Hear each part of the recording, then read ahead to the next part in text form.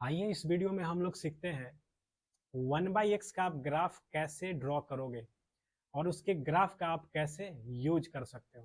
ठीक है, तो चलिए अपना टॉपिक स्टार्ट करते हैं। हमारा टॉपिक है ग्राफ ऑफ fx बराबर 1/x। तो देखिए ग्राफ हमको ड्रॉ करना है 1/x का, तो कुछ बातें इसके बारे में जानना जरूरी है, जैसे कि इसका डोमेन, इसका रेंज, इसका नेचर।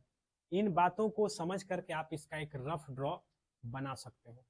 तो चलिए इसके बारे में जानते हैं। सबसे पहले हम बात करेंगे इसके डोमेन का।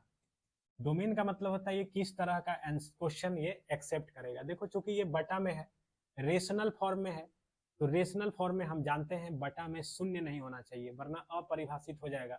तो आप इसमें सारे नंबर रख सकते हो सिर्फ और सिर्फ जीरो को छोड़ के। फिर अगर हम बात करें इसके रेंज की, यानी इसके द्वारा जो आंसर दिया जाएगा उसका बात करें, तो 1/x जो है ये कभी भी जीरो के रूप में आंसर नहीं दे सकता है। तो इसका रेंज जो है वो है आपका all real number except zero. Zero कभी भी ये आंसर के रूप में लाएगा ही नहीं। अब बात करते हैं इसके नेचर का। नेचर दो तरह का होता है, दोनों नेचर बारी बारी से जानते हैं। सबसे पहला नेचर है ऑड है कि इवन। इवन फंक्शन का मतलब होता है कि जिसमें आप प्लस में क्वेश्चन दो या माइनस में क्वेश्चन दो, फंक्शन दोनों का आंसर सेम दे देगा।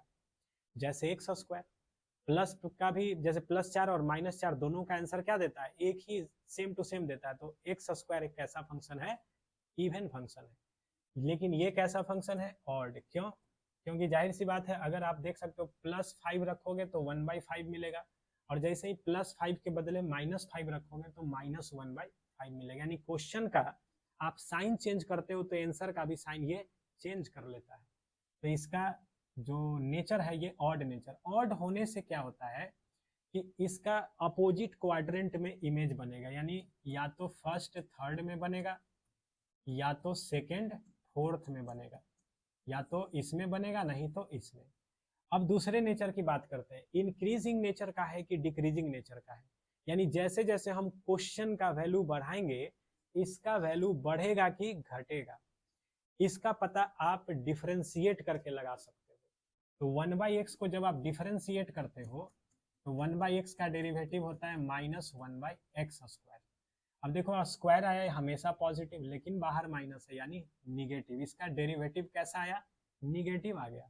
यानी ये किस नेचर का है, डिक्रीजिंग नेचर का है। डिक्रीजिंग का मतलब होगा जैसे जैसे आप -x से +x एक्सिस की ओर बढ़ते जाओगे ग्राफ जो है वो डाउन होता जाएगा। ठीक है, तो इतना इंफॉर्मेशन काफी है इसका ग्राफ बनाने के लिए। ये सब जो इंफॉर्मेशन हमने इसके बारे में जाना, इसको ग्राफ में कैसे यूज करते हैं देखते हैं। इसको ग्राफ में कैसे यूज करना है। देखिए सबसे पहला, डोमेन और रेंज दोनों में ही जीरो नहीं है। इसका मतलब ये हुआ कि ना तो ये जीरो पर आंसर देगा, यानी जीरो के सामने कुछ आंसर ही नहीं देगा, इसीलिए जीरो के सामने वाई एक्सिस का कोई भी मान आपको नजर नहीं आएगा। इस ग्राफ का कोई भी हिस्सा वाई एक्सिस को कट करता हुआ दिखाई नहीं देगा। दूसरा, ये क्योंकि जीरो आंसर के रूप में भी नहीं दे रहा, यानी कि ये कभी भी जीरो नहीं होगा। जीरो नहीं होगा मतलब जीरो के लेवल में ये कभी आएगा ही नहीं, यानी ये एक्स एक्सिस को भी कट नहीं करेगा। तो इसका ग्राफ ना तो एक्स एक्सिस को कट करेगा ना तो वाई एक्सिस को। अब हम बात करते हैं, ये ऑड फंक्शन है, इसका मतलब ये या तो सेकेंड और फोर्थ में बनेगा, नहीं तो फर्स्ट और थर्ड में बनेगा। फर्स्ट में साइन होता है प्लस कॉमा प्लस, और थर्ड में साइन होता है माइनस माइनस। जाहिर सी बात है इसमें अगर आप प्लस में क्वेश्चन दे रहे हो तो आंसर भी प्लस में आ रहा है, तो ये प्लस प्लस फॉलो कर रहा है। माइनस में क्वेश्चन दे रहे हो तो आंसर भी माइनस में आ रहा है, तो ये माइनस माइनस भी फॉलो कर रहा है। तो इसीलिए इसका जो ग्राफ बनेगा वो फर्स्ट और थर्ड में बनेगा।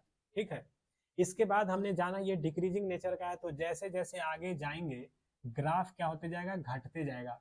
घटते हुए जाएगा लेकिन इस लाइन को कभी क्रॉस नहीं करेगा। तो अब चूंकि हमारे पास क्या था 1/x, अब शुरू कैसे करें ग्राफ। तो देखिए कुछ वैल्यू कहीं का भी, या तो इधर से या तो इधर से, कहीं भी आप इसका एक आइडिया ले लीजिए।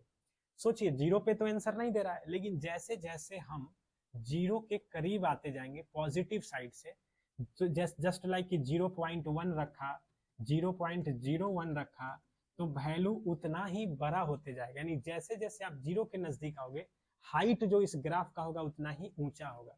तो जितना करीब जीरो के आएंगे ये हाइट उतना ही ऊंचा से शुरू करेगा, लेकिन इसको कट नहीं करेगा क्योंकि जीरो पे तो आंसर है ही नहीं इसका।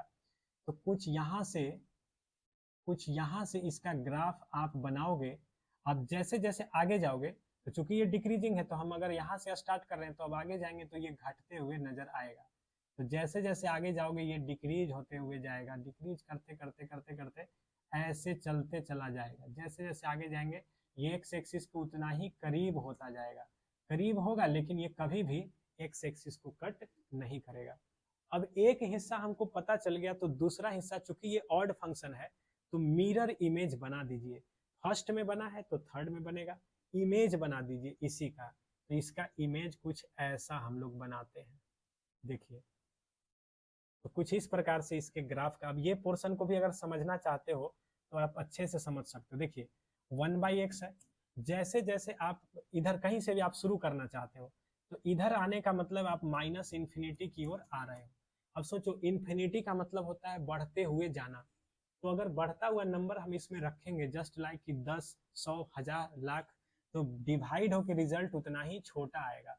तो जैसे जैसे इन्फिनिटी की ओर जाते हैं रिजल्ट क्या होता है, छोटा होते जाता है। लेकिन चूंकि हम माइनस इन्फिनिटी की ओर जा रहे हैं तो रिजल्ट छोटा होगा, लेकिन निगेटिव साइड से, इसीलिए वाई एक्सिस के निचले भाग से शुरू किया है।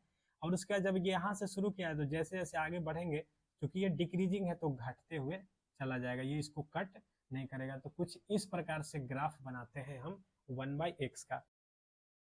अब जरूरत पड़ने पे इस ग्राफ को आप रफली आराम से खींच सकते हो, इसका इमेज आप याद रखोगे, है ना। क्या करना है देखिए, अब इसको हम एक क्वेश्चन में यूज करके देखते हैं। जैसे हमने एक सवाल लिखा f(x) बराबर 1/2 - 3 sin x। इसका हमने बोला कि रेंज निकालो, क्या आएगा, रेंज बताइए क्या आएगा आंसर। सबसे पहला काम आप क्या करोगे, साइन का रेंज जानते हो आप, साइन का रेंज कहाँ से कहाँ तक, -1 से लेके +1 तक। 3 से मल्टीप्लाई था तो हम भी दोनों तरफ 3 से मल्टीप्लाई कर देंगे, ठीक है। इसके बाद माइनस से मल्टीप्लाई करके भी कोई फायदा नहीं है, क्योंकि दोनों तरफ नंबर क्या है, सेम। अब 2 इसमें ऐड करना है तो हम भी 2 ऐड करेंगे, तो -1 ये 5। अब इसी को आपको रेसिप्रोकल करना है। तो कई बार विद्यार्थी यहीं पे गलती कर देता है, रेसिप्रोकल करने नहीं आता है उसको। तो रेसिप्रोकल अगर मान लीजिए आपको नहीं आ रहा है तो उस समय आपको काम आएगा 1/x का ग्राफ, जो आपने अभी पढ़ा है। क्या करना है, किसको रेसिप्रोकल करना है, -1 से लेके 5 तक को आपको क्या करना है, रेसिप्रोकल। ये समझ लीजिए x है तो आपको 1/x का पता लगाना है।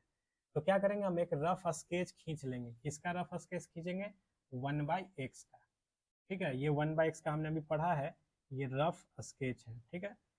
अब आपको करना क्या है, जहां से आपको आंसर चाहिए था उसको प्लॉट कर दीजिए। तो -1 से लेके 5, तो -1 ये क्वेश्चन है आपका कहाँ होगा, यहाँ पे कहीं, यहाँ पे कहीं आपका -1 होगा। 5 कहीं आगे मान लीजिए यहाँ है। तो आपको यहाँ से यहाँ तक का जो क्वेश्चन है उस बीच में इस ग्राफ को पहले मार्क कर लेना है। तो -1 के सामने ये और 5 के सामने ये। तो ग्राफ का ये हिस्सा हमको अब चाहिए, इस हिस्सा का हमको देखना है मिनिमम और मैक्सिमम मान। तो सबसे पहला चीज हम देख रहे हैं कि यहाँ से यहाँ तक जाने में ग्राफ 2 हिस्सों में बटा हुआ है, डायरेक्ट नहीं है। तो हमारा जवाब भी 2 हिस्सों में आएगा। तो सबसे पहले बात कर लें इस हिस्सा का। इसमें हम देख रहे हैं कि जैसे जैसे हम जीरो की ओर बढ़ रहे हैं हाइट हमारा और घटते जा रहा है। इट मीन्स हम जो है -इन्फिनिटी की ओर जा रहे हैं। तो हम जब निगेटिव साइड में जब भी इंटरवल लिखते हैं तो छोटा नंबर पहले लिखते हैं, बड़ा नंबर बाद में लिखते हैं। जाहिर सी बात है -इन्फिनिटी छोटा नंबर है और मैक्सिमम हाइट कहाँ पे बोला जाएगा, पॉजिटिव के सेंस में -1 पे। तो हम इस इंटरवल को कैसे लिखेंगे, सबसे मिनिमम वैल्यू -इन्फिनिटी और सबसे मैक्सिमम वैल्यू कहाँ पे मिलेगा, -1 पे। -1 आप 1/x को दोगे तो -1 ही देगा। तो इस पार्ट का जो आप आंसर लिखोगे वो लिखोगे -इन्फिनिटी से -1 यूनियन। अब आ जाओ इस पार्ट का आंसर लिखने के लिए। इसमें देख रहे हैं जैसे जैसे हम जीरो की ओर बढ़ रहे हैं हाइट बढ़ते जा रहा है, यानी कि मैक्सिमम हाइट अभी आना बाकी है, यानी कि ये +इन्फिनिटी की ओर जा रहा है। कब, जब हम जीरो के नजदीक आ रहे हैं। तो मैक्सिमम हाइट अभी मिलना बाकी है और मिनिमम हाइट किस पे दिखाई दे रहा है, 5 पे। 5 पे कितना आंसर देगा ये 1/5। तो मिनिमम हाइट 1/5 है और मैक्सिमम हाइट तो अभी आते ही जा रहा है, मतलब प्लस इन्फिनिटी। तो इस तरफ का आंसर लिखेंगे 1/5 से इन्फिनिटी। तो देखिए x का मान -1 से 5 था, तो 1/x का मान यहाँ से यहाँ तक आया।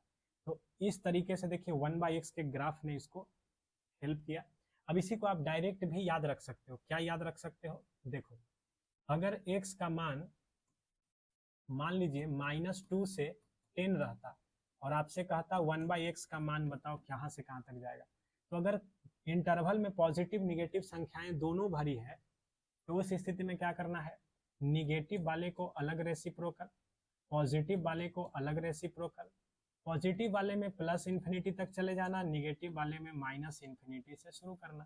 तो ये तरीका है, पॉजिटिव निगेटिव रहे तो ऐसे। और ये कैसे आया? ग्राफ से आया। इसलिए 1/x का ये ग्राफ था जो बहुत इंपॉर्टेंट था।